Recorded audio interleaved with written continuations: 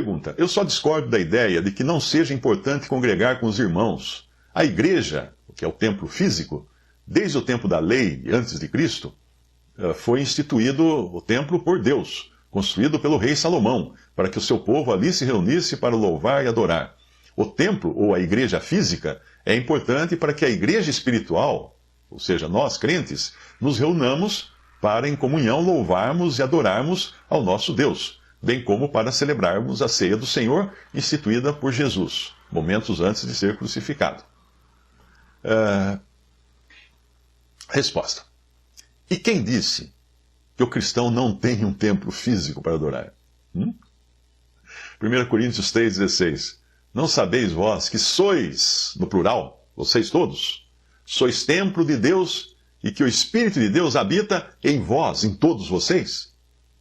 Isso está em 1 Coríntios 3,16 e continua no versículo 17. Se alguém destruir o templo de Deus, Deus o destruirá. Porque o templo de Deus que sois vós, pessoas, não tijolos, pedras, cimento, argamassa, vidro, aço, não. O templo de Deus que sois vós é santo. Ou não sabeis que o vosso corpo é o templo do Espírito Santo? Agora está falando individualmente. É o templo do Espírito Santo que habita em vós, proveniente de Deus, e que não sois de vós mesmos.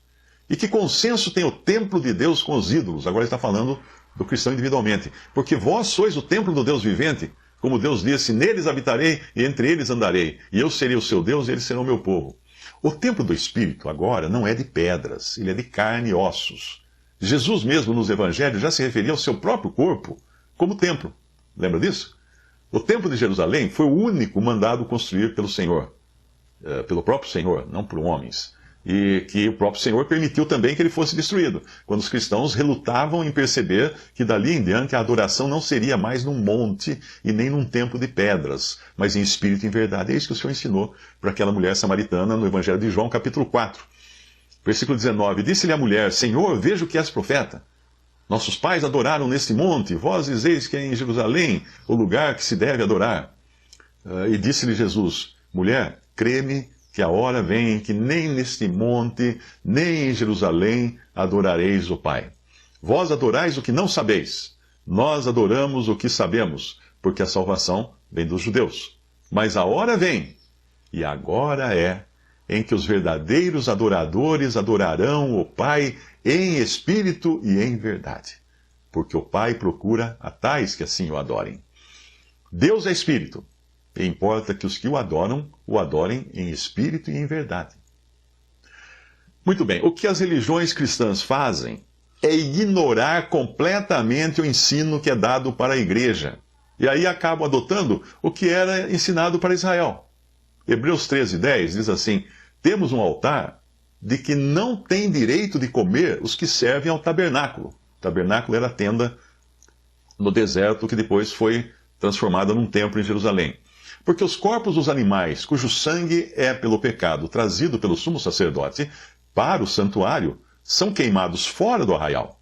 Por isso também Jesus, para santificar o povo pelo seu próprio sangue, padeceu fora da porta.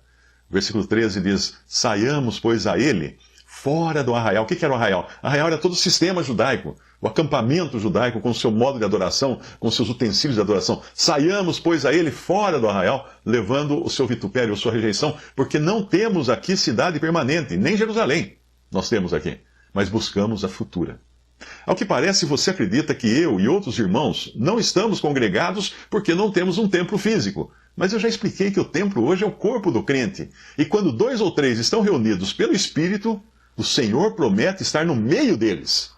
Portanto, eu e outros irmãos no mundo todo estamos congregados sim, mas somente ao nome do Senhor, sem um templo.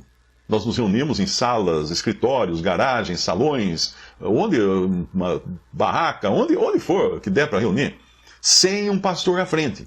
Nós deixamos que o Espírito Santo escolha os dons que irão atuar na reunião, e não uma faculdade de teologia. Sem banda, porque a nossa voz é instrumento suficiente para o Espírito usar, e sem uma instituição também. CNPJ, né? É isso. Pergunta: sendo a salvação individual, pode ocorrer de uma pessoa ser salva e alguém que ela amou muito aqui na terra não ser salva? Por exemplo, um cônjuge, um pai, uma mãe, e ela ficaria em paz? Será que ela ficaria em paz pela eternidade, sem tristeza ou sem sentir ira no seu coração por descobrir que o seu querido ou sua querida não foi salvo? Resposta. Você conseguiria imaginar tristeza ou ira em uma pessoa com um corpo ressuscitado, perfeito e eterno, e sem as imperfeições, quaisquer que sejam elas? Nem eu conseguiria imaginar isso. Apocalipse 21:4 diz: Deus limpará de seus olhos toda lágrima, e não haverá mais morte, nem pranto, nem clamor, nem dor, porque já as primeiras coisas são passadas. Esses sentimentos não irão existir. Pergunta: Satanás ainda poderia se arrepender se quisesse? Resposta: não, porque a salvação exigiu um sacrifício, exigiu a morte de um homem, Jesus Cristo, para salvar outros homens. Hebreus 9:22 diz que sem derramamento de sangue não há remissão de pecados. Satanás é um querubim, portanto um ser espiritual incorpóreo e sem sangue. E ninguém morreu pelo pecado dele. Além disso, ao contrário do ser humano que foi criado na terra, os anjos foram criados antes da fundação do mundo, antes da criação da terra. E eles estiveram sempre, desde sempre, não é? Na presença de Deus. Para um anjo duvidar de Deus é fatal, porque não há desculpa cabível. Um ser humano ainda, né, vamos lá, não vê nada, ainda pode ser desculpado. Considere também o fato de Deus ter criado o lago de fogo sob encomenda para o diabo e seus anjos, e não para o homem, apesar de sabermos que será também aproveitado para a morada eterna dos perdidos. Mateus 25:41, o Senhor Jesus fala: Então dirá também aos que estiverem à sua esquerda: Apartai-vos de mim, malditos, para o fogo eterno, preparado para o diabo e seus anjos. Bom, e se Deus criou o lago de fogo antes mesmo de criar os seres humanos, ele fez isso com um propósito bem definido, que foi o de colocar ali o seu arqui-inimigo, o diabo. Foi feito sob encomenda, sob medida. Isso não é algo vago e incerto, mas é algo já previsto e determinado na palavra de Deus. Satanás nunca será perdoado, e a sua perdição já está determinada, então ele já está destinado a chegar no seu final no lugar de condenação também. Pergunta: meu irmão é ateu e vegano. Ele acha a Bíblia uma mentira e homofóbica e tudo mais, além dele ter um namorado sendo homossexual. Ele acha que Deus é uma mentira. E será que você me ajudaria com algum vídeo? O que fazer nessa situação? Eu estudo bem a Bíblia e até respondo no TikTok para quem tem dúvidas. Então eu gostaria muito de saber o que você faria. Eu sei que eu poderia orar, mas eu não sei o que realmente falar para ele. Eu me congrego igual a você. Eu também falei do Evangelho para ele. Ele diz que não quer ser salvo por ninguém e acredita na ciência e no karma. Ele também já foi da denominação com pastor, só que depois ele saiu. Eu não sei o que é apostasia, mas eu espero que isso não tenha acontecido com ele. Eu não sei o que fazer, ele é meu irmão.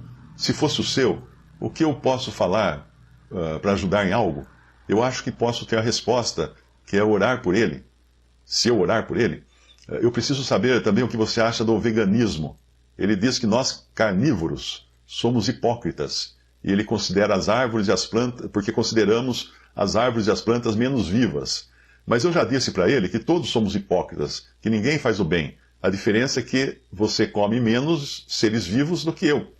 Eu como tanto quanto planta, como tanto planta como carne. Desculpe, mas o texto que eu recebi está bem confuso. Estou traduzindo aqui. Como tanto planta como carne. Não é? Todos nós comemos seres vivos. E fiz até um texto, e ele me parece sentir tanto ódio que ele fala de ética moral, fala tanta coisa. Eu espero um dia que ele possa mudar. Se tanta coisa que eu já falei com ele não ajudar, eu sei que só o Espírito Santo muda, mas nessa situação, eu realmente me entristeço muito por ele. Bom, resposta. Eu sinto pelo que você está passando. Primeiro, eu digo que você não deve perder seu tempo discutindo alimentação. Cada um come o que bem entender. A questão é muito mais séria, é de onde ele irá passar a eternidade. Se ele acredita na ciência, então precisa especificar de que ano é a ciência que ele acredita. Porque a ciência que eu aprendi no ginásio já mudou horrores desde então. Até a tabela periódica é outra hoje. Tem muito mais substâncias lá. Quando a minha mãe estava grávida e a ciência mandava tomar talidomida para enjoo das grávidas, eu não sei se ela tomou ou não, mas muitas mães tomaram. E existe hoje toda uma geração da minha idade sem mãos, sem braços, sem pernas ou com deformações nesses membros. Até a ciência depois descobrir que aquilo era um veneno poderoso que estava afetando o feto na barriga das mães. Alguém já disse que a ciência caminha de funeral em funeral. Ou seja, todo ano ela morre. E depois colocam outra. Porque ela precisa ir matando e enterrando conceitos quando ela faz novas descobertas. Então não acredite na ciência, não. Eu não acredito. Estou sempre com o pé atrás. Se ele acredita em karma, pior ainda, porque acha que vai passar zilhões de reencarnações para se purificar. E quem disse a ele que é assim? Não é? Nós acreditamos nas narrativas que chegam até nós, inclusive na narrativa do Evangelho. Então a questão é procurar saber a fonte da narrativa e a idoneidade da narrativa. Todos nós acreditamos em narrativas, não é verdade? Mas o problema de seu irmão é respondido no primeiro capítulo de Romanos. E a sua rebelião e o estilo de vida que ele adotou com o seu namorado está conectado ao fato de ele se recusar a crer e se submeter ao Criador. Leia com atenção o que vem a seguir. Mas antes eu quero sugerir que você continue sim, orando pela conversão dele e evangelizando ele também. Não um evangelho de costumes, mas de modo de vida, de preferências sexuais, não. O evangelho da graça de Deus que quer salvar o mais rebelde pecador onde quer que ele esteja, independente da lama na qual ele está enfiado. Vamos à passagem de Romanos capítulo 1, a partir do versículo 18. Porque do céu se manifesta a ira de Deus sobre a impiedade e injustiça dos homens que detêm a verdade e a injustiça. Porquanto o que de Deus se pode conhecer, neles se manifesta, porque Deus o manifestou.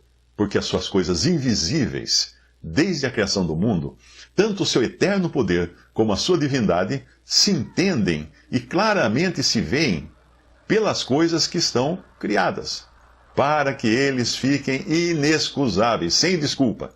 Porquanto, tendo conhecido a Deus, não o glorificaram como Deus, nem lhe deram graças, antes em seus discursos se desvaneceram, e o seu coração insensato se obscureceu. Dizendo-se sábios, tornaram-se loucos, e mudaram a glória do Deus incorruptível em semelhança da imagem de homem corruptível, e de aves, e de quadrúpedes, e de répteis. Por isso também Deus os entregou às concupiscências, que são desejos ardentes de seus corações. Os entregou à imundícia, para desonrar os seus corpos entre si, pois mudaram a verdade de Deus em mentira, e honraram e serviram mais a criatura do que o Criador, que é bendito eternamente. E não para aí. O versículo 26 continua. Por isso Deus os abandonou. Sabe o que é abandonar? Você quer seguir esse caminho? Vai, você vai ver o que é bom para a tosse depois. Deus os abandonou às paixões infames, porque até as suas mulheres mudaram o uso natural, no contrário à natureza. Semelhantemente também os homens, deixando o uso natural da mulher, se inflamaram em sua sensualidade uns para com os outros, homens com homens, cometendo torpeza e recebendo em si mesmos a recompensa que convinha ao seu erro. E como eles não se importaram de ter conhecimento de Deus, assim Deus os entregou a um sentimento perverso. Entendeu bem? Deus os entregou a um sentimento perverso. Essas pessoas começam rejeitando a Deus e chega um ponto sem retorno, que Deus os entrega a um sentimento perverso, para fazerem coisas que não convêm, estando cheios de toda iniquidade, prostituição, malícia, avareza, maldade, cheios de inveja, homicídios, contenda, engano, malignidade, sendo murmuradores e detratores, aborrecedores de Deus, injuriadores, soberbos, presunçosos, inventores de males, desobedientes aos pais e às mães, nécios, infiéis nos contratos, sem afeição natural, irreconciliáveis, sem misericórdia, os quais, conhecendo a justiça de Deus, que são dignos de morte, os que tais coisas praticam, não somente as fazem, mas também consentem com os que as fazem. Percebe? Então tudo começa lá atrás, quando o homem rejeita o conhecimento de Deus. Aí vem uma avalanche de porcaria na vida dele, inclusive o seu pensamento fica cada vez mais nefasto, cada vez mais mau. Visite respondi.com.br.